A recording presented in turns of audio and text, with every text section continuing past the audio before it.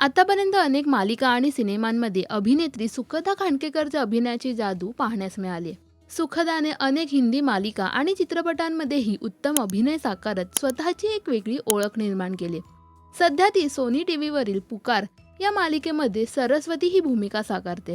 मात्र मराठी मनोरंजन सृष्टीत माझी तेवढी दखल घेतली जात नाहीये, असं सुखदाने महाराष्ट्र टाइम्सला दिलेल्या मुलाखतीत म्हटले.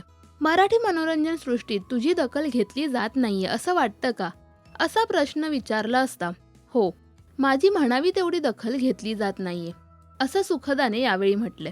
तर कदाचित यात माझी देखील चूक असेल. मी पात्राच्या प्रेमात पडले की कामाला होकार देते, मग माध्यम आणि भाषा कोणतीही असो.